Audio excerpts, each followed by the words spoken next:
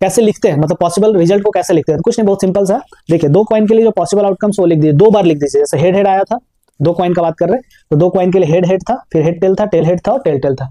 इसी को फिर से कॉपी पेस्ट कर दीजिए इसी के नीचे, ठीक है, इस तरह से हेड हेड नीचे लिख दीजिए, हेड टेल फिर से नीचे लिख दीजिए, टेल हेड उसी के नीचे लिख दीजिए और टेल टेल उसी के नीचे लिख दीजिए। अब क्या करना, पहले वाले में, पहले वाला जो ग्रुप था, पहला वाला ऊपर वाला जो दिख रहा, उन सब के लास्ट में हेड लगा दीजिए। सबके लास्ट में क्या लगा दीजिए, हेड लगा दीजिए सबके लास्ट में, ऊपर वाले में, और नीचे वाले में सब में क्या लगा दीजिए, टेल लगा दीजिए, लेकिन टेल लगा दीजिए, ठीक है। तो ये क्या हो गया, पॉसिबल आउटकम्स हो गए जब आप 3 कॉइन को टॉस करते। जो होता है उसका कलर होता है ब्लैक, और हार्ट और डायमंड जो होता है उसका कलर होता है रेड। मैं बार बार यही बोलता हूँ, मतलब इस तरह से याद करने के लिए बताता हूँ कि हार्ट, ठीक है, हमारे बॉडी के लिए बहुत ही प्रीसियस है, प्रीसियस बहुत ही महंगा चीज है, ठीक है, इसलिए हार्ट किसी को देना नहीं, दिल किसी को देना नहीं, ठीक है। उसी तरह से डायमंड, डायमंड भी क्या होता है आपका, कॉस्टली होता है।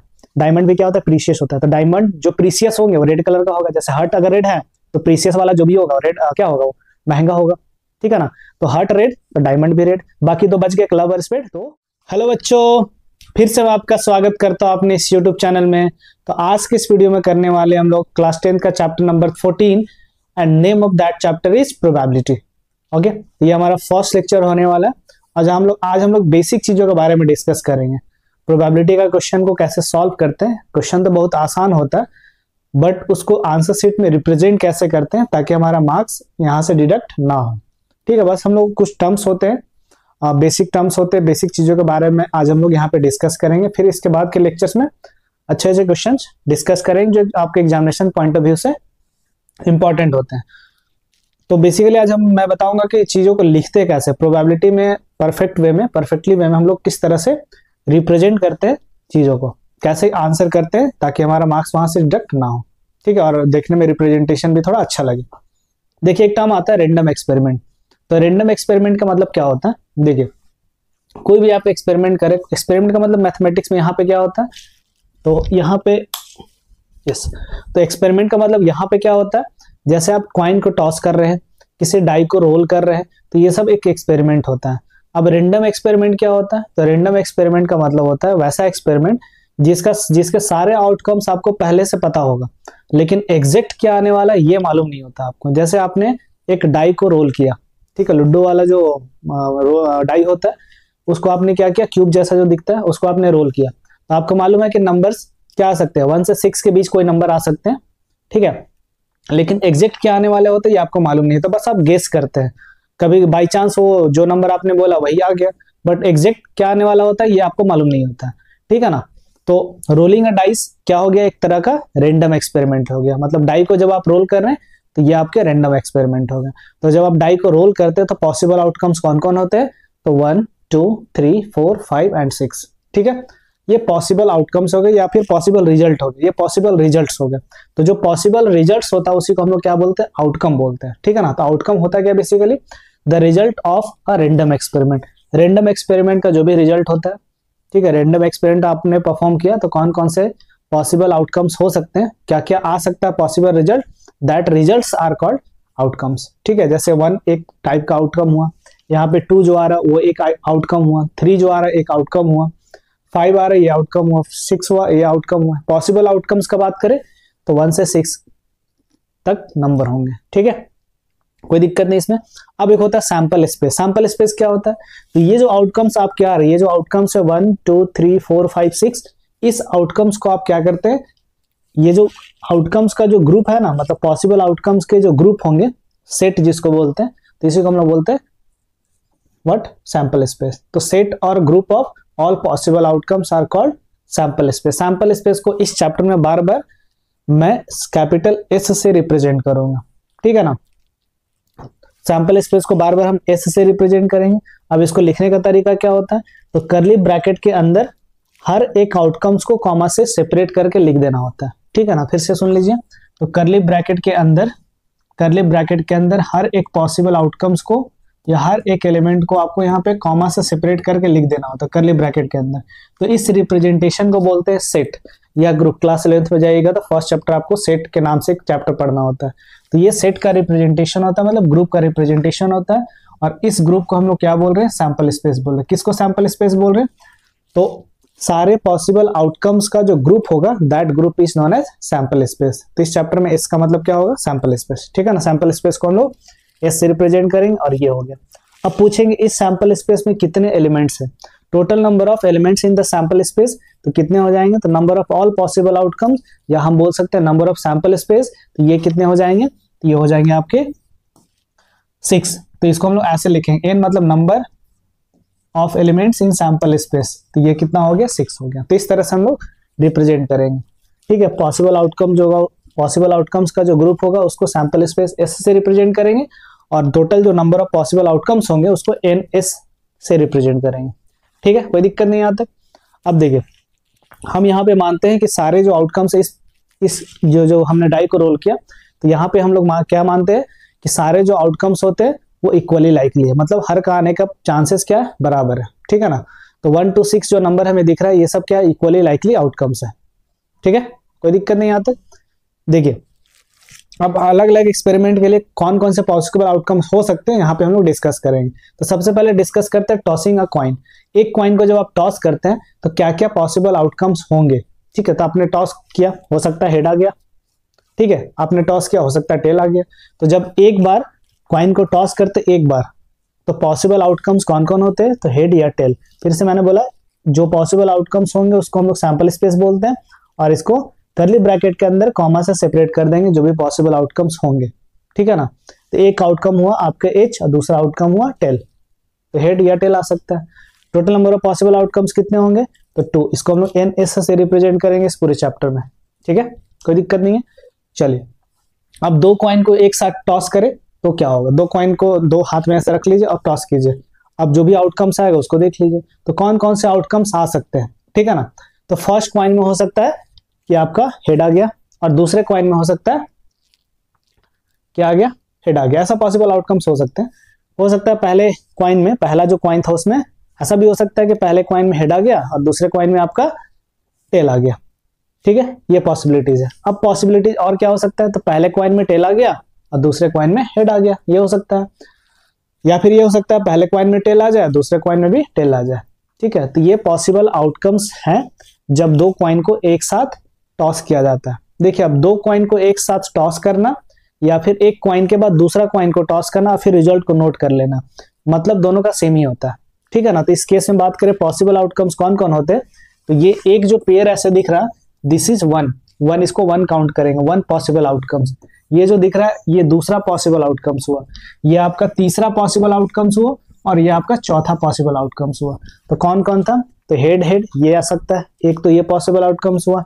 हेड टेल दूसरा पॉसिबल आउटकम्स हुआ, टेल हेड तीसरा पॉसिबल आउटकम्स हुआ, और टेल टेल चौथा पॉसिबल आउटकम्स हुआ। ठीक है ना, तो हम पूछेंगे total number of possible outcomes कितने हैं यहाँ पे, तो ये हो जाएगा 1 2 3 4, तो ये हो जाएगा 4। Total number of possible outcomes को हम लोग इस तरह से रिप्रेजेंट करते हैं, एन मतलब नंबर और एस मतलब सैंपल स्पेस में टोटल कितने पॉसिबल आउटकम्स है या टोटल कितने एलिमेंट है, तो ये 4 है। ठीक है ना, कोई दिक्कत नहीं आता। चलिए, तो 2 कॉइन्स आर टॉस टुगेदर और 1 कॉइन इज टॉस ट्वाइस। एक ही कॉइन को 2 बार फेंकना, मतलब दोनों का क्या होता है, सेम ही होता है, रिजल्ट भी सेम ही होगा।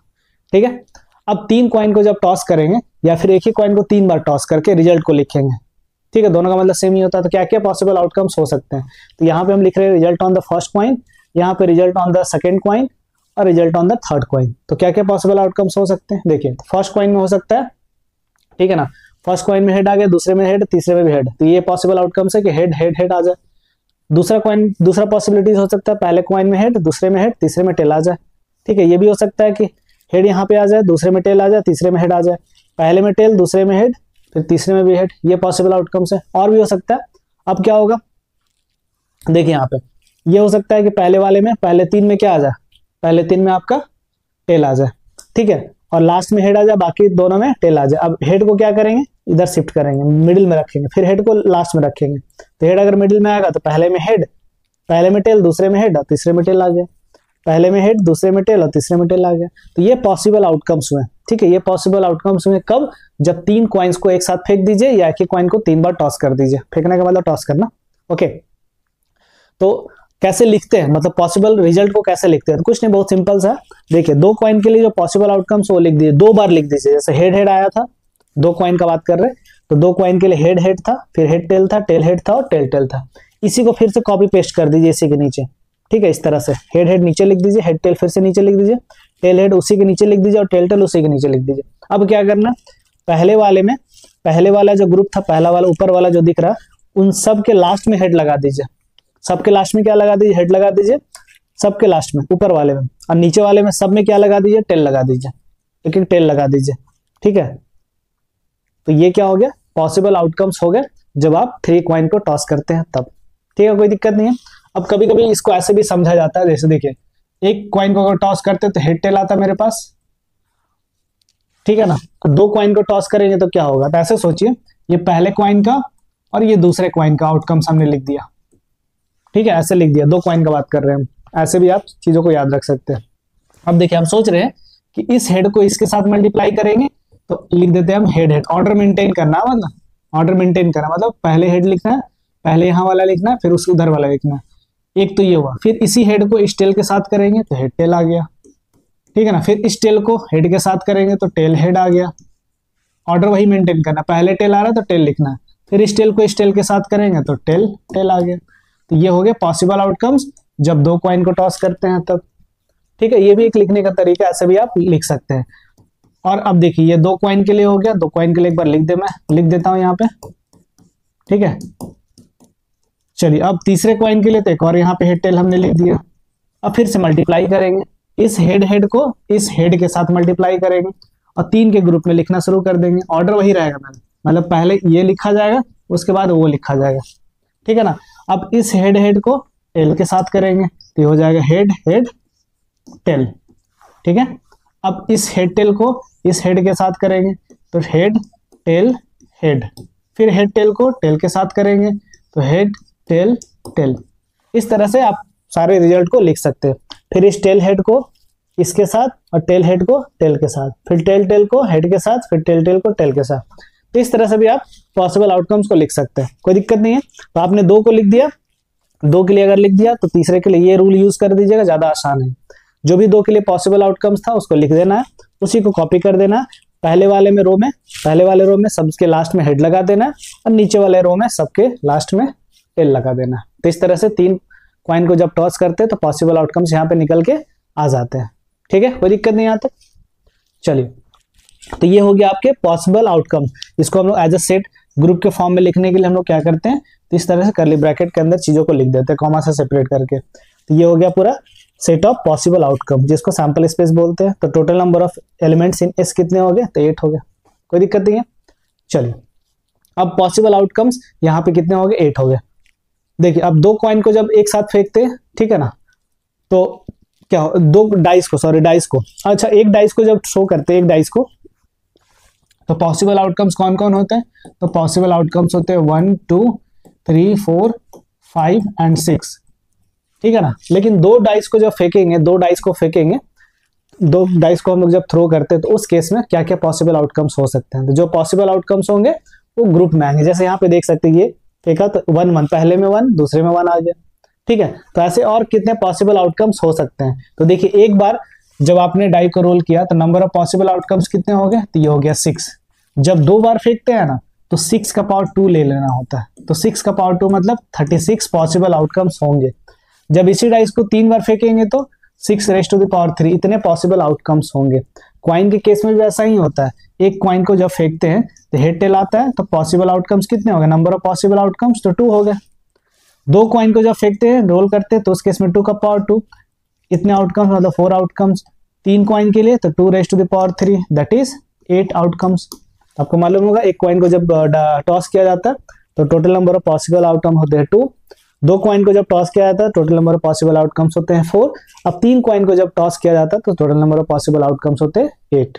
ठीक है, 2 का पावर 3, तो 1 में हो गया 2 और 2 के लिए इसी 2 का पावर को इंक्रीज करते चले जाइए। डाई के केस में वैसा ही होता है, एक डाई के लिए नंबर ऑफ पॉसिबल आउटकम 6, 2 के लिए इसका पावर 6 का पावर 2 ले लेंगे, 3 के लिए 6 का पावर 3 ले लेंगे। समझ गया? तो इस तरह से total number of possible outcomes को आप कैलकुलेट कर सकते हैं। अब देखिए डाई के केस में क्या होता है, जब 2 डाइस को फेंकते हैं एक साथ तो क्या क्या पॉसिबल आउटकम्स हो सकते हैं। ठीक है ना, देखिए तो यहाँ पे एक तो हो सकता है कि पहले में 1 आ गया, दूसरे में 1 आ गया, एक पॉसिबिलिटी ये है। ठीक है ना, 1 1 ये लिख दिया। ऐसा भी हो सकता है कि पहले में 1 आ जाए, दूसरे में 2 आ जाए, तो एक तो पॉसिबल आउटकम्स हो गया 1 2। एक ऐसा भी हो सकता है कि पहले में 1 आ गया, दूसरे में 3 आ गया, पहले में 1 आ गया, दूसरे में 4 आ गया, पहले में 1 आ गया, दूसरे में 5 आ गया, पहले में 1 आ गया, दूसरे में 6 आ गया। तो एक पॉसिबल आउटकम्स 1 के लिए ये हो गया। ठीक है, कोई दिक्कत नहीं आता। तो 1 1 1 2 1 3 1 4 1 5 1 6। अब मतलब थोड़ा सा सीक्वेंस में लिखना चाह रहे हैं इसलिए 1 1 लिख रहे हैं 1 2। अब ऐसा भी हो सकता है पहले में 2 आ गया, दूसरे में 1 आ गया। तो 2 के लिए 2 1 2 2 2 3 2 4 2 5 2 6 इस तरह से पॉसिबल आउटकम्स होंगे। फिर 3 के लिए अब आप बता सकते हैं, इसलिए 3 के लिए क्या होगा बता दीजिए या लिख लीजिए। तो 3 1 3 2 3 3 3 4 3 5 3 6। ठीक है ना, तो 3 के लिए इस तरह से हो जाएंगे। ओके, अब 4 के लिए बोलेंगे तो 4 1 4 2 4 3 4 4 4 5 4 6 हो जाएंगे। ठीक है, फिर 5 के लिए बोले तो 5 1 5 2 5 3 5 4 5 5 5 6 उस तरह 6 के लिए हो जाएंगे। पहले कॉइन में 6, दूसरे कॉइन में 1, पहले कॉइन में 6, दूसरे कॉइन में 2, ऐसा पॉसिबल आउटकम्स हो सकते हैं। तो ये सब जो हुए सबके सब क्या हो गया, पॉसिबल आउटकम्स का ग्रुप हो गया, पॉसिबल आउटकम्स का ग्रुप हो गया। तो पॉसिबल आउटकम्स को ग्रुप को हम लोग क्या बोलते हैं, सैंपल स्पेस बोलते हैं, और इसको ऐसे से रिप्रेजेंट करते हैं। तो total number of possible outcomes कितने हो गए, तो total number of possible outcomes हो गए 36। कोई दिक्कत नहीं आता। चलिए अब यहाँ पे थोड़ा गौर कीजिएगा। तो यहाँ पे क्या आ रहा है, 1 1 आ रहा, 2 2 आ रहा, 3 3 आ रहा, 4 4 आ रहा, 5 5 आ रहा, 6 आ रहा। ठीक है ना, तो ये सब जो ग्रुप मिल रहा है आपको, इस तरह का नंबर का जो ग्रुप मिल रहा है इसको बोलते हैं डुप्लेट बोलते हैं। डुप्लेट 1 1 एक टाइप का डुप्लेट है, 2 2 डुप्लेट है, 3 3 डुप्लेट है। ठीक है ना, तो इसको हम लोग करेंगे, ऐसा क्वेश्चन एग्जामिनेशन में आता है। तो ये पॉसिबल आउटकम्स हो गए जब कॉइन को टॉस किया जाता है तब। अब देखिए, अब मेरे पास क्या होता है, प्लेइंग कार्ड्स होता है। प्लेइंग कार्ड्स आपको मालूम होगा। तो एक प्लेइंग कार्ड्स में total number of possible outcomes कितने होते हैं, तो इसमें होते हैं 52 पॉसिबल आउटकम्स होते हैं। ठीक है ना, तो in a deck of 52 cards, in a deck of playing cards, ठीक है, 52 कार्ड्स होते हैं, 52 कार्ड्स होते हैं, और इस 52 कार्ड्स में 4 सूट्स होते हैं। ठीक है ना, क्या होते हैं, 4 सूट्स होते हैं। ओके, सूट्स होते हैं, मतलब जब आप प्लेइंग कार्ड्स को देखिएगा तो इस तरह का 4 डिजाइंस आपको दिखेगा, 4 डिजाइंस। ठीक है ना, तो इसको बुलाया जाता है, इसको बोलते हैं क्लब, इसको बोलते हैं स्पेड, इसको बोलते हैं हार्ट, और इसको बोलते हैं डायमंड। ओके, तो यहां पे क्या होता है, 4 सूट्स ऑफ कार्ड्स होते हैं और इनका एक स्पेशल नाम होता है। ओके, सही है, तो स्पेशल नाम होता है यहाँ पे। तो कितने सूट्स होते हैं, 4 सूट्स होते हैं। टोटल कार्ड्स कितने होते हैं भाई, तो टोटल कार्ड्स होते हैं 52। 52 को जब 4 से डिवाइड कीजिएगा तो ये निकल के आ जाएगा 13। मतलब हर टाइप का जो कार्ड होता है, हर टाइप का जो क्लब होता है वो होता है 13 नंबर में। स्पेड आपका 13 होता है, हार्ट भी आपका 13 होता है, डायमंड भी आपके 13 होते हैं। ठीक है ना, समझ रहे हैं। क्लब और स्पेड जो होता है उसका कलर होता है ब्लैक, और हार्ट और डायमंड जो होता है उसका कलर होता है रेड। मैं बार बार यही बोलता हूँ, मतलब इस तरह से याद करने के लिए बताता हूँ कि हार्ट, ठीक है, हमारे बॉडी के लिए बहुत ही प्रीसियस है, प्रीसियस बहुत ही महंगा चीज है। ठीक है, इसलिए हार्ट किसी को देना नहीं, दिल किसी को देना नहीं। ठीक है, उसी तरह से डायमंड, डायमंड भी क्या होता है आपका, कॉस्टली होता है। डायमंड भी क्या होता है, प्रीशियस होता है। तो डायमंड जो प्रीशियस होंगे वो रेड कलर का होगा। जैसे हार्ट अगर रेड है तो प्रीशियस वाला जो भी होगा रेड क्या होगा, वो महंगा होगा। ठीक है ना, तो हार्ट रेड तो डायमंड भी रेड। बाकी 2 बच गए, क्लब और स्पेड, तो ब्लैक होते हैं। ठीक है ना, तो क्लब और स्पेड का कलर क्या होता है, ब्लैक होता है, और हार्ट एंड डायमंड का कलर क्या होता है, ये होता है आपका रेड। ठीक है, तो इस तरह से देखिएगा 13 कार्ड होते हैं क्लब का, 13 होते हैं स्पेड का, 13 होते हैं हार्ट का, और 13 होता है आपका डायमंड का। ठीक है, तो 13 में कौन कौन से कार्ड होते हैं, अगर 13 कार्ड्स का बात करें तो कौन कौन से कार्ड्स होते हैं, टोटल 13 कार्ड जो होते हैं कौन कौन से होते हैं। देखिए, तो इस कार्ड को जिसमें ए लिखा रहता है इसको बोलते हैं एस। ठीक है ना, इसको बोलते हैं एस। फिर होता है नंबर कार्ड होता है 2 3 4 5 6 7 8 9 10। तो यहाँ 10 तक, 2 से लेकर 10 तक जो होता है नंबर्स लिखे रहते हैं, इसलिए इसको नंबर कार्ड कहा जाता है। 2 से लेकर 10 तक ये हो गए number cards, number cards. Okay, कोई दिक्कत नहीं आती। तो क्या एस जो होता है इक्का, जिसको हम लोग बोलचाल की भाषा में बोलते हैं, तो क्या ये नंबर कार्ड नहीं होता है, नहीं, इसको नंबर कार्ड नहीं माना जाता है।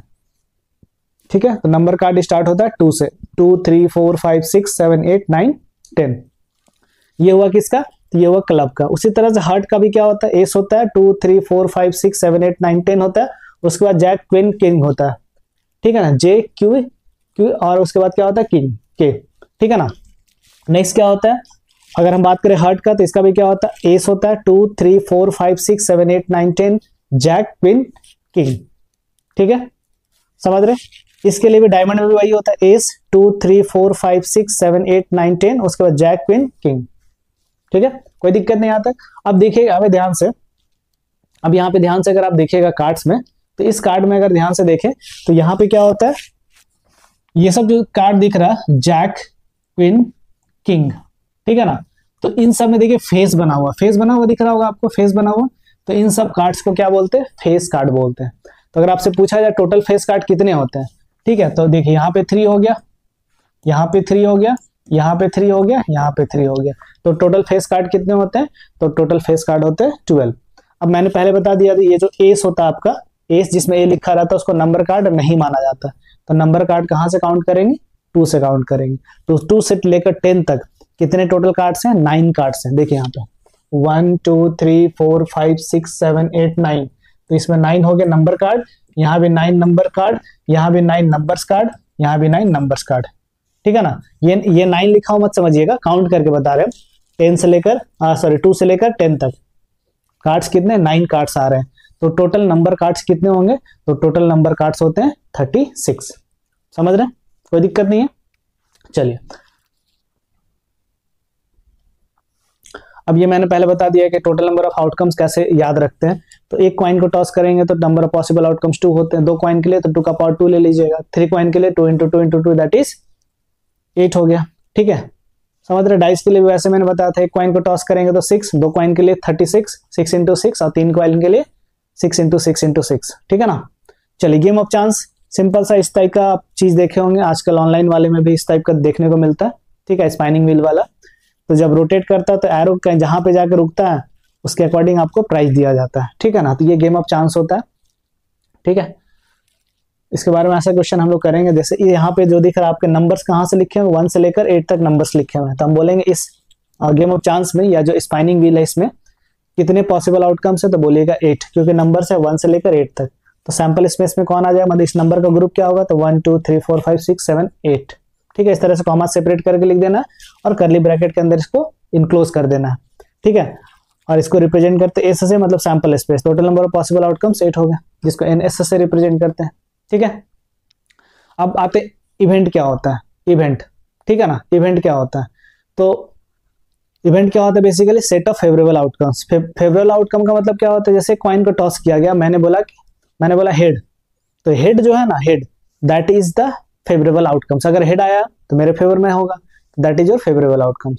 फेवरेबल आउटकम्स क्या होता है या इवेंट क्या होता है, something that you wish should happen और शुड नॉट हैपन, या जो भी चीज आप चाहते हैं, मतलब जो भी चीज आप सोचते हैं कि ये हो सकता है या ये नहीं होना चाहिए, ये होना चाहिए या नहीं होना चाहिए, जो भी है आप जो बोलते हैं, सिंपली समझ रहे हैं। डाई को रोल किया हमने, तो आपने बोला कि क्या, कोई पूछा आपसे क्या आएगा, तो हमने बोला 1, तो अगर 1 आ गया तो फेवरेबल आउटकम, और नहीं आया तो नॉट फेवरेबल आउटकम। तो 1 मैंने बोला 1, दैट इज योर इवेंट। तो set of favourable outcomes is called event, ठीक है ना।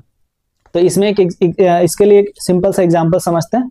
आप एक सिचुएशन कंसीडर करते हैं जिसमें आप क्या करें, इंडिया और ऑस्ट्रेलिया का मैच देख रहे हैं और एक बॉल बचा हुआ, चाहिए 5 रन, ठीक है। तो आपका एजम्पशन क्या क्या हो सकता है, क्या क्या आप एज्यूम कर सकते हैं, ठीक है ना, क्या क्या हो सकता है। तो आपका एजम्पशन क्या होगा कि हो सकता है कि एक कोई भी जो बैट्समैन है वो क्या कर दे, 6 हिट करे और मैच को जीत जाए, या फिर ये हो सकता है कि बैट्समैन जो है वो क्या करे, 4 रन हिट करे, बाउंड्री हिट करे और वहां से 4 रन मिले और मैच टाई हो जाए। या फिर एक एजम्पशन आप ये भी लगा सकते हैं कि रन जो होगा उस केस में 4 से कम ही रन बने और उस केस में इंडिया मैच लूज कर जाए। लेकिन आप तो ये नहीं सोचेंगे, एज ए इंडियन हम लोग तो चाहेंगे कि मैच या तो टाई हो जाए या फिर जीत जाए, बट ऐसा पॉसिबिलिटीज है कि इंडिया मैच लूज भी कर सकता है, ठीक है ना।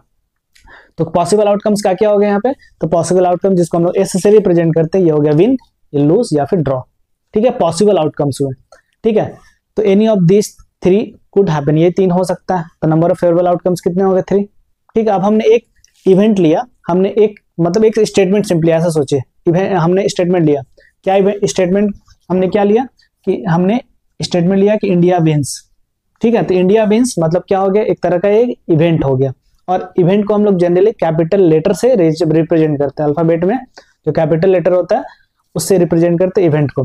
तो इवेंट को हमने ए लिखा, ए क्या है, तो A be the event that India wins, ठीक है ना, A is the event that India wins. तो ए में कौन आ जाएगा, तो ए में आ जाएगा, इस 3 में से कौन आएगा, तो ये विन वाला आ जाएगा। तो हम बोलेंगे नंबर ऑफ आउटकम्स इन ए कितने हो गए, नंबर ऑफ आउटकम्स इन ए, तो आप बोलिएगा 1 हो गया, ठीक है ना। अब दूसरा इवेंट हमने लिया जिसको हमने कैपिटल बी से रिप्रेजेंट किया। ये इवेंट क्या है? The event that India does not lose, ठीक है, event that India does not lose. तो दोनों पे एक ही बात बोला जा रहा, ठीक है, बट दो अलग अलग तरीके से बोला जा रहा है। तो अगर दोनों एक ही बात आपको लग रहा हो, दोनों एक ही बात बोला जा रहा है, बट ये दोनों एक ही बात नहीं है, ठीक है। अगर इंडिया लूज नहीं करेगा तो क्या पॉसिबिलिटीज है? या तो ड्रॉ हो जाएगा या तो जीत जाएगा, ठीक है ना। तो बी में कौन कौन आएगा? या तो विन वाला आएगा या फिर ड्रॉ वाला आएगा। तो नंबर ऑफ फेवरेबल आउटकम्स कितने हो गए यहाँ पे? जो बी के फेवर में होगा तो ये 2 हो गया यहाँ पे, ठीक है ना, कोई दिक्कत नहीं है। अब आते हैं प्रोबेबिलिटी ऑफ एन इवेंट। कोई भी इवेंट का प्रोबेबिलिटी कैसे निकालते हैं? जैसे यहाँ पे जो क्वेश्चन था हमारे पास, इंडिया को जीतने का क्या प्रोबेबिलिटी था? प्रोबेबिलिटी, ठीक है। तो टोटल फेवरेबल आउटकम मतलब जीतने वाला जो नंबर है ऊपर लिखेंगे, टोटल आउटकम्स कितने थे? 3। तो 1/3 इतने चांसेस है कि इंडिया क्या हो जाए? जीत जाए, ठीक है। 1/3 ये प्रोबेबिलिटी है कि इंडिया क्या हो जाए? जीत जाए। तो प्रोबेबिलिटी किसी भी इवेंट ई का प्रोबेबिलिटी क्या होता है? तो ये होता है number of favourable outcomes to E, हम लोग न्यूमरेटर में लिखते हैं, divided by total number of possible outcomes हम लोग डिनोमिनेटर में लिखते हैं। तो नंबर ऑफ फेवरेबल आउटकम्स को एन ई से रिप्रेजेंट करेंगे, मतलब ई के फेवर में कितने नंबर ऑफ आउटकम्स है, और divided by total number of possible outcome, जिसको हम लोग क्या बोलते थे? सेट ऑफ पॉसिबल आउटकम्स को एस से रिप्रेजेंट करते थे। तो हमारे पास फॉर्मूला क्या बन के आ गया? तुम्हारे पास फॉर्मूला निकल के आ गया व्हाट? तुम्हारे पास फॉर्मूला निकल के आ गया n E upon N S, ठीक है ना, n E upon N S. तो बार बार हम लोग यही यूज करेंगे, probability of an event E equals to what? तो n E upon N S, ठीक है, कोई दिक्कत नहीं है। चलिए अब क्वेश्चंस करते हैं यहाँ से। तो इवेंट को हम लोग कैपिटल लेटर से रिप्रेजेंट करते हैं, मैंने पहले बता दिया। अब टाइप्स ऑफ इवेंट का बात करें तो देखिए, एक डाई को रोल किया गया, पॉसिबल आउटकम्स हो गए 1 2 3 4 5 6, ठीक है। नंबर ऑफ पॉसिबल आउटकम्स कितने हो गए? तो नंबर ऑफ पॉसिबल आउटकम्स हो गए, ये नहीं होगा, यहाँ पे बस 6 लिख देना है, ठीक है ना, 6 नंबर ऑफ पॉसिबल आउटकम्स हो गए 6, ठीक है। अब हमने एक इवेंट लिया, कैसा इवेंट? तो इस इवेंट को हमने रखा ई इज द, हमने इवेंट ई को क्या एज्यूम किया? E is the event that number less than 7 comes up. तो 7 से हमने बोला 7 से नंबर आने का जो इवेंट है उसको हमने ई माना। तो 7 से नंबर आने का इवेंट को हमने ई एज्यूम किया। तो जब डाई को रोल कीजिएगा तो जो भी नंबर आएगा वो तो 7 से कम ही होगा, मतलब ई के फेवर में कौन कौन से नंबर होंगे? तो ई के फेवर में नंबर्स हो गए 7 से कम नंबर कौन कौन होते हैं? तो 1 2 3 4 5 6 डाई जब रोल करेंगे तब का बात कर रहे हैं, ठीक है ना। तो ई में कौन कौन आ गए? तो फेवरेबल आउटकम्स कौन कौन हो गए? तो ये हो गए 1 2 3 4 5 6, ये फेवरेबल आउटकम्स हो गए, ठीक है ना। तो नंबर ऑफ फेवरेबल आउटकम्स कितने हो गए? तो नंबर ऑफ फेवरेबल आउटकम्स हो गए 6। नंबर ऑफ फेवरेबल आउटकम्स कितने हो गए? 6 हो जाएगा, 1 2 3 4 5 6, ठीक है ना। अब पूछेंगे कि इसका प्रोबेबिलिटी क्या होगा। अब देखिए, इसका प्रोबेबिलिटी अभी हम निकालेंगे, लेकिन इससे पहले ये चीज जान लीजिए कि वैसा इवेंट जिसमें सारे पॉसिबल आउटकम्स आ जाते हैं, ठीक है। देखिए, ऑल पॉसिबल आउटकम्स क्या था? 1 2 3 4 5 6, और इवेंट ई के लिए फेवरेबल आउटकम्स क्या हुआ? तो 1 2 3 4 5 6। तो किसी भी इवेंट में अगर सारा पॉसिबल आउटकम्स अगर आ गया तो उस इवेंट को बोलते हैं श्योर इवेंट या फिर सर्टेन इवेंट, कोई दिक्कत नहीं है। चलिए, अब श्योर इवेंट का अगर हम प्रोबेबिलिटी निकालें, मतलब इसी का प्रोबेबिलिटी निकालें, तो प्रोबेबिलिटी ऑफ इवेंट ई क्या हो जाएगा? तो नंबर ऑफ फेवरेबल आउटकम्स, ये हमेशा लिखना फॉर्मूला, नहीं तो मार्क्स कट जाएगा यहाँ पे, divided by total number of possible outcomes. अगर ये सेंटेंस नहीं लिखना चाहते हैं तो आप क्या लिखेंगे? ये वाला लिखेंगे, n E upon N S, number of outcome favourable to E, तो ये था 6, और नंबर ऑफ पॉसिबल आउटकम्स ये भी था 6, तो ये निकल के आ गया आपका 1। तो श्योर इवेंट या फिर सर्टेन इवेंट का प्रोबेबिलिटी क्या होता है? 1। ये ऑब्जेक्टिव में पूछा जाता है, ठीक है ना। What is the probability of sure event और सर्टेन इवेंट? तो ये होता है 1, ठीक है ना, कोई दिक्कत नहीं यहाँ तक। चलिए नेक्स्ट टाइप्स ऑफ इवेंट में ही बात करते हैं। अब देखिए, फिर से हमने वही डाई को रोल किया, नंबर ऑफ पॉसिबल आउटकम 6 हो गए, नंबर ऑफ पॉसिबल आउटकम 6 हो गए, यहाँ पे 6 लिखेंगे, ठीक है। अब हमने एक इवेंट लिया, if is the event of getting multiple of 4। हमने एक इवेंट लिया जिसमें क्या कंसीडर करेंगे? तो 4 के मल्टीपल्स को कंसीडर करेंगे। तो इस पॉसिबल आउटकम्स में 4 का मल्टीपल कौन होगा? तो 4 का मल्टीपल होंगे केवल 1 ही होगा इसमें, ठीक है। तो फेवरेबल आउटकम्स 2 कौन है? तो ये हुआ 4। तो नंबर ऑफ फेवरेबल आउटकम्स कितने हो गए? 1 हो गए, ठीक है ना। तो अगर किसी भी इवेंट के लिए एक ही पॉसिबल आउटकम्स आ रहा है, फेवरेबल आउटकम्स कितने हैं? किसी भी इवेंट के लिए एक ही फेवरेबल आउटकम्स है, तो उस इवेंट को बोलते हैं हम लोग एलिमेंट्री इवेंट, ठीक है। उस इवेंट को क्या बोलते हैं? एलिमेंट्री इवेंट बोलते हैं। तो प्रोबेबिलिटी ऑफ इफ अगर निकालना चाहें तो number of favourable outcomes divided by total number of possible outcome that is N E upon N S. N E का वैल्यू हो गया 1, नंबर ऑफ फेवरेबल आउटकम्स 1 हो गए और total number of possible outcomes हो गए 6। कोई दिक्कत नहीं है। चलिए अब देखिए यहाँ पे, अब हम लोग एक काम करते हैं कि यहाँ पे जितने मेरे पास पॉसिबल आउटकम्स है ना 1 2 3 4 5 6 सबका एक एक करके प्रोबेबिलिटी कैलकुलेट करते हैं। मतलब हमने एक इवेंट लिया ए और ए क्या रिप्रेजेंट कर रहा, द इवेंट ऑफ गेटिंग 1। तो 1, इसमें 1 कितनी बार आ रहा है, एक ही बार आ रहा, तो न्यूमरेटर में लिखेंगे 1, मतलब नंबर ऑफ फेवरेबल आउटकम 1 हो गया, टोटल नंबर ऑफ आउटकम 6 हो गए। उसी तरह से बी हमने अज्यूम किया इवेंट ऑफ गेटिंग 2, ठीक है, तो ये इसका प्रोबेबिलिटी क्या हो जाएगा, तो 1/6 हो जाएगा, ठीक है। उस तरह 3, थर्ड जो नंबर आ रहा 3, उसका प्रोबेबिलिटी क्या होगा, अगेन 1/6। डी जो 4 जो आ रहा है उसका आने का प्रोबेबिलिटी क्या होगा, उसको हमने इवेंट डी से रिप्रेजेंट किया तो वो भी आपका 1/6 होगा। 5 आने का प्रोबेबिलिटी क्या होगा, इसको हमने ई से रिप्रेजेंट किया इवेंट के लिए तो ये भी होगा 1/6। 6 आने का प्रोबेबिलिटी क्या होगा, तो नंबर ऑफ फेवरेबल आउटकम 1, मतलब एक ही बार 6 आएगा ना, total number of possible outcome 6, तो 1/6, ठीक है। तो यहाँ पे जितने भी हर एक नंबर का जब हमने प्रोबेबिलिटी कैलकुलेट किया तो वो कितना आ गया, तो 1/6 आ गया। और सबका सब क्या था, एलिमेंट्री इवेंट था, सबका सब क्या था, एलिमेंट्री इवेंट था। अब सारे प्रोबेबिलिटी को जब ऐड कर देंगे, मतलब 1 का आने का प्रोबेबिलिटी 1/6, 2 का आने का प्रोबेबिलिटी 1/6, 3 का आने का प्रोबेबिलिटी 1/6, 4 का आने का प्रोबेबिलिटी 1/6, 5 का आने का प्रोबेबिलिटी 1/6, 6 का आने का प्रोबेबिलिटी 1/6, सबको जोड़िएगा तो ये क्या आ जाएगा, एलसीएम लीजिएगा 6 आ जाएगा, न्यूमरेटर में 1 + 1 + 1 + 1 + 1 + 1, 6/6 दैट इज 1, ठीक है, कोई दिक्कत नहीं है। तो ये एक मेरे पास यहाँ से रिजल्ट आ गया, क्या आ गया, तो सारे एलिमेंट्री इवेंट का जब आप सारी एलिमेंट्री इवेंट का प्रोबेबिलिटी को जब जोड़ते हैं तो प्रोबेबिलिटी का सम जो आता है वो आ जाता है आपका 1। कोई दिक्कत नहीं आता, तो sum of probability of all elementary event is 1, ठीक है, कोई दिक्कत नहीं है। अब फिर से वही हमने एक डाई को रोल किया और इस बार हमने इवेंट लिया event of getting number greater than 8। तो जब डाई को रोल कीजिएगा तो नंबर क्या 8 से बड़ा आएगा, कभी नहीं आएगा, ठीक है। तो इसमें हम बात करें कि जी में कौन कौन से एलिमेंट आएंगे, तो एक भी एलिमेंट नहीं है, तो इस तरह से आप करली ब्रैकेट बना के छोड़ सकते हैं, मतलब इसके अंदर कुछ नहीं लिखना, कुछ नहीं लिखने मतलब इसके अंदर कुछ है ही नहीं, ठीक है। तो इस जी इवेंट जी में कोई भी इसमें से कोई भी नंबर नहीं आएगा, क्योंकि हमारा एजम्पशन क्या, नंबर ग्रेटर देन 8 से बड़ा आना चाहिए, ठीक है। तो नंबर ऑफ फेवरेबल आउटकम्स कितने हो गए, नंबर ऑफ फेवरेबल आउटकम तो 0 हो गए। तो वैसा इवेंट जिसमें पॉसिबल आउटकम्स के कोई भी एलिमेंट नहीं आते हैं, तो वैसे इवेंट को क्या बोलते हैं हम लोग, क्या बोलते हैं, इम्पॉसिबल इवेंट बोलते हैं। तो फेवरेबल आउटकम में अगर कोई भी आउटकम, अगर पॉसिबल आउटकम्स का कोई भी आउटकम नहीं आ रहा किसमें, फेवरेबल आउटकम में, तो वैसे इवेंट को क्या बोलते हैं हम लोग, वैसे इवेंट को बोलते हैं हम लोग इम्पॉसिबल इवेंट। तो इम्पॉसिबल इवेंट का जब प्रोबेबिलिटी निकालेंगे तो number of favourable outcome divided by total number of outcome, number of favourable outcomes हो गए 0 डिवाइडेड बाय 6, इस क्वेश्चन के लिए 6 है, ठीक है ना।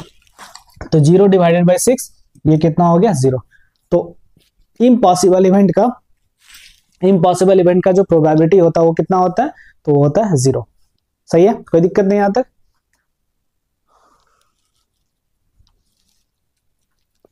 चलिए फिर से एक एग्जांपल लेते हैं, ठीक है ना, फिर से एक एग्जांपल लेते हैं। यहाँ पे वही डाई को रोल कर रहे हैं हम लोग।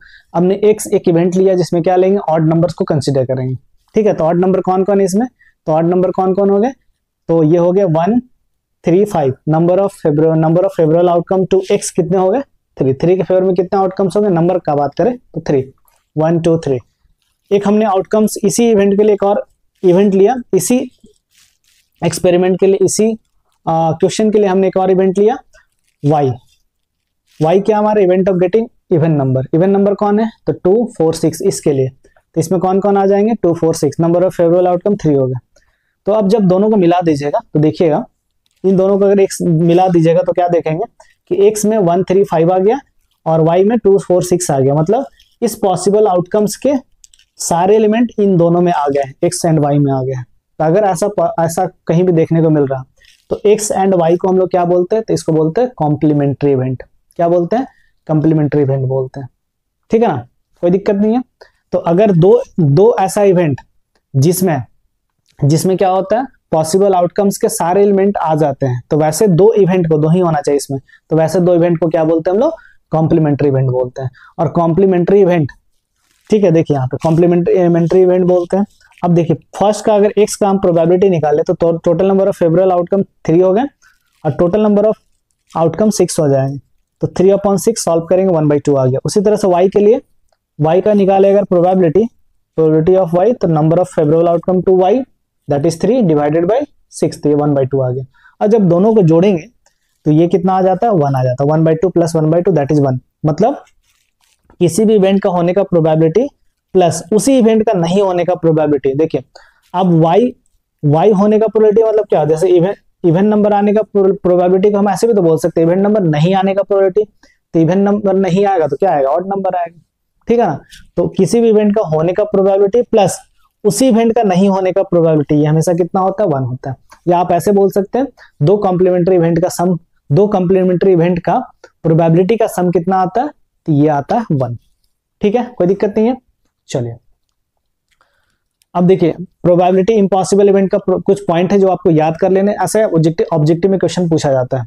तो इम्पॉसिबल इवेंट का प्रोबेबिलिटी 1 होता है, ठीक है। सर्टेन इवेंट का प्रोबेबिलिटी, इम्पॉसिबल इवेंट का प्रोबेबिलिटी 0 होता है, सर्टेन इवेंट का प्रोबेबिलिटी 1 होता है, ठीक है ना। किसी भी इवेंट का प्रोबेबिलिटी जो होता है हमेशा 1 और 1 से लेकर 0 के बीच में होता है, मतलब 1 भी आ सकता है, 0 भी आ सकता है, या उसके बीच का कोई नंबर होता है, ठीक है। 1 से बड़ा नहीं हो सकता या 0 से छोटा नहीं हो सकता, 1 आ सकता है, 0 आ सकता है, या फिर बाकी जो नंबर्स होंगे वो 1 और 0 के बीच में ही लाई करेंगे, ठीक है, कोई दिक्कत नहीं है। अब देखिए probability of any event can not be negative और it can not be greater than 1। किसी भी इवेंट का प्रोबेबिलिटी नेगेटिव नहीं हो सकता है और 1 से बड़ा भी नहीं हो सकता है, ठीक है। नंबर लाइन आप देखते होंगे यहाँ पे 0 होता है, यहाँ पे 1 होता है, ठीक है। तो 0 से पहले कोई नंबर नहीं आ सकता, 0 से पहले जो होगा नंबर नेगेटिव होता है, और 0 के बड़ा भी नहीं आ सकता है। तो नंबर 0 होगा या 1 होगा, बाकी इसी के बीच के होंगे, ठीक है। 1 भी हो सकता है किसके लिए, सर्टेन इवेंट के लिए, 0 भी हो सकता है प्रोबेबिलिटी किसके लिए, इम्पॉसिबल इवेंट के लिए, और बाकी नंबर 0 और 1 के बीच में होंगे, ठीक है। तो याद रखिएगा न्यूमरेटर हमेशा क्या होना चाहिए, छोटा होना चाहिए, डिनोमिनेटर हमेशा बड़ा होना चाहिए। एक एग्जांपल हमने जैसे लिया 3/5, तो 3/5 जो नंबर होगा ना ये 0 से 1 के बीच में लाई करेगा, मतलब न्यूमरेटर हमेशा छोटा होता है किससे, डिनोमिनेटर से। इस 0 1 को छोड़ दे तो, ठीक है, समझ रहे हैं ना। 0 आएगा इम्पॉसिबल इवेंट के लिए प्रोबेबिलिटी, और 1 प्रोबेबिलिटी आएगा किसके लिए, श्योर इवेंट के लिए, बाकी 0 1 के बीच में होंगे। 0 1 के बीच में कब होता है, जब न्यूमरेटर छोटा होगा किससे, डिनोमिनेटर से, ठीक है, कोई दिक्कत नहीं है। चलिए अब कुछ बेसिक क्वेश्चन यहाँ पे डिस्कस कर लेते हैं। देखिए क्वेश्चन है यहाँ पे probability of an event plus probability of event not E, जैसा भी लिखा था ना हमने, P of E plus P of not E, इसका सम कितना आ रहा था, इन दोनों का सम कितना आ रहा था, तो ये तो 1 आ रहा था, ठीक है। तो इसका आंसर हो जाएगा 1। Next probability of an event that can not happen is, वैसा इवेंट का प्रोबेबिलिटी जो नहीं हो सकता वो कितना होता है, तो वैसा इवेंट जो नहीं हो सकता उसका प्रोबेबिलिटी कितना होता है, तो उसका प्रोबेबिलिटी होता है 0। Such an event is called, वैसे इवेंट को क्या बोलते हैं, तो वैसे इवेंट को बोलते हैं इम्पॉसिबल इवेंट, ठीक है। Next probability of an event that is certain to happen, वैसा इवेंट का प्रोबेबिलिटी जो हम होगा ही होगा, जैसे हमने बोला नंबर 7 से कम आएगा, तो कभी भी डाई को रोल कीजिएगा तो नंबर 7 से कम ही होगा, तो पक्का है कि होना ही होना है, ठीक है ना। तो वैसे इवेंट का प्रोबेबिलिटी कितना होता है, तो वैसे इवेंट का प्रोबेबिलिटी होता है 1, और वैसे इवेंट को क्या बोलते हैं हम लोग, श्योर इवेंट या फिर सर्टेन इवेंट, ठीक है।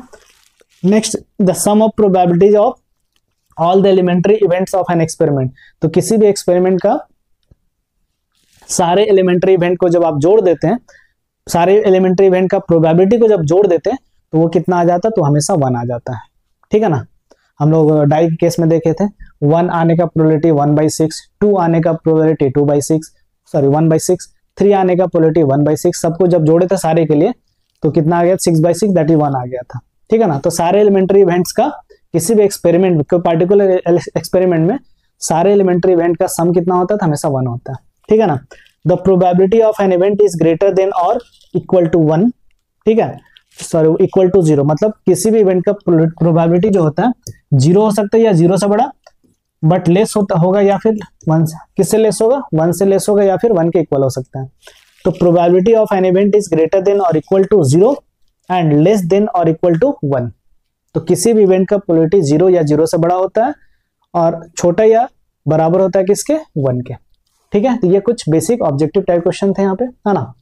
अब देखिए यहाँ पे क्वेश्चन है which of the following experiment have equally likely, कौन सा इसमें एक्सपेरिमेंट जो होगा इक्वली लाइकली होगा, एक्सप्लेन करना आपको, ठीक है। A driver attempts to start a car the car starts or does not start, a player attempts to shoot a basketball, she or he shoot or miss the shoot, a trial is made to answer a true false question, the answer is right or wrong, और last है आपका a baby is born, it is a boy or girl. ठीक है ना, तो पहला वाला statement क्या है, ठीक है ना, ये स्टेटमेंट कंप्लीट नहीं है, ठीक है ना, ये स्टेटमेंट कंप्लीट नहीं है, तो this statement is not complete, okay, because we don't know anything about the car और ड्राइवर, तो कार के बारे में नहीं जान रहा, ड्राइवर के बारे में नहीं जान रहा, तो अगर आपको मतलब यहाँ पे नहीं मालूम है कि एग्जैक्टली कार में कौन बैठा है, ड्राइवर कौन है, तो आप इसके बारे में आंसर कुछ भी नहीं कर सकते हैं, ठीक है ना। तो अगर ये इनकम्प्लीट स्टेटमेंट है तो इक्वली लाइकली होगा कि नहीं होगा ये बताना मुश्किल है, ठीक है ना।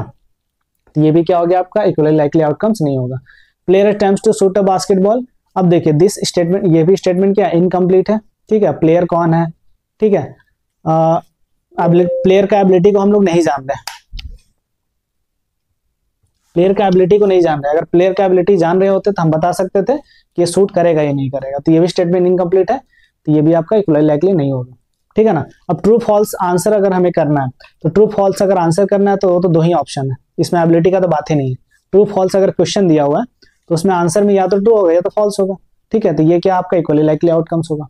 ये baby is born, it is boy girl, तो वेन अगर बेबी इज बॉर्न ये क्या होता है, या तो लड़का होता है या तो लड़की होता है, थर्ड जेंडर का बात नहीं हो रहा है यहाँ पे, है ना, सही है। चलिए तो बस, तो आज के लिए इतना ही, मिलते हैं नेक्स्ट क्लास में, है ना, एक और इंटरेस्टिंग वीडियो के साथ। तो नेक्स्ट क्लास, अच्छा एक क्वेश्चन और बचा हुआ है, एक क्वेश्चन और बचा, sorry, which of the following can not B probability of an event, ठीक है, इसमें से कौन सा किसी इवेंट का प्रोबेबिलिटी नहीं हो सकता। देखिए नेगेटिव तो कभी होता ही नहीं है, नेगेटिव कभी नहीं होता, ठीक है ना, और क्या 0.7, अच्छा पूछा कौन नहीं हो सकता है, तो 1 नेगेटिव नहीं हो सकता है, 2/3 हो सकता है, हाँ हो सकता है, मैंने बताया था कि न्यूमरेटर अगर छोटा है डिनोमिनेटर से तो प्रोबेबिलिटी हो सकता है। 15%, अब ये क्या आ गया सर, परसेंट में आ गया, बताइए अभी, रुक जाइए। 0.7 ऐसा नंबर है जो क्या होता है 1 और 0 के बीच में लाई कर रहा है, 0.7, ठीक है, तो ये भी होगा।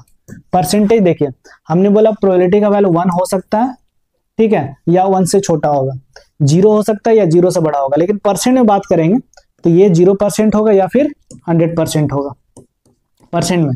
तो जो 15% है वो कहाँ लाई कर रहा है, 0% से 100% के बीच लाई कर रहा है, तो 15% हो सकता है, लेकिन 100% से ज्यादा नहीं होगा और 0% से कम नहीं होगा, ठीक है ना, समझ रहे हैं। तो ये प्रोबेबिलिटी का वैल्यू परसेंट में बात करें तो 0% से लेकर 100% तक होता है, या उसके बीच, जब बोला 0% से लेकर 100% तक तो उसके बीच वाला है ये, ठीक है ना। तो इसमें कौन सा नहीं होगा, तो नेगेटिव वाला नहीं होगा, ठीक है ना, नेगेटिव वाला नहीं होगा, ओके। एक क्वेश्चन और है, वेट अ मिनट, देखिए किसी भी इवेंट का प्रोबेबिलिटी दिया हो 0.05, तो यही बोला what is the probability of not E, तो हमें मालूम है P of E plus P of not E, ठीक है ना, P of E plus P of not E. अच्छा नॉट ई को ना देखिए, पी ऑफ नॉट ई, इसको कभी कभी हम लोग ऐसे भी लिखते हैं ना, पी और ई के ऊपर लगा देते हैं बार, तो इस तरह से आपने लाइन बना दिया ई के ऊपर, तो इसका मतलब क्या होता है नॉट ई, ठीक है। तो P of E plus P of not E कितना होता है, ये होता है 1, तो पी ऑफ ई के प्लेस पे रख देना, या फिर इसी टर्म को उधर ले जाइए डायरेक्टली, या पुट करके भी ले जा सकते हैं, तो पी ऑफ नॉट ई कितना हो जाएगा, तो 1 माइनस पी ऑफ ई, और पी ऑफ ई का वैल्यू दिया हो 0.05, जब आप इसको माइनस करेंगे तो ये निकल कर आ जाएगा 1.95। बहुत लोग माइनस करने में नहीं आता है, ठीक है ना, ये सब्ट्रैक्शन सबको आता है, आई होप सबको आता होगा, ठीक है। तो इस तरह से माइनस करेंगे तो ये निकल के आ जाएगा 0.95, तो पी ऑफ नॉट ई कितना हो जाएगा, मतलब प्रोबेबिलिटी ऑफ नॉट ई कितना हो जाएगा, तो 0.95, ठीक है ना, कोई दिक्कत नहीं है। तो बस आज के लिए इतना ही, तो ये जो थोड़ा वीडियो लंबा हो गया, यहाँ पे मैंने हर बेसिक कॉन्सेप्ट, जो भी बेसिक चीज आता है, बेसिक जो टर्म्स आते हैं इस प्रोबेबिलिटी चैप्टर में, वो मैंने आज डिस्कस किया। इसके बाद का जो लेक्चर होगा बहुत बड़ा लेक्चर होगा नहीं, ठीक है, 2 से 3 क्वेश्चन एक लेक्चर में करेंगे और हर टाइप का क्वेश्चन को कवर अप करने की कोशिश करेंगे।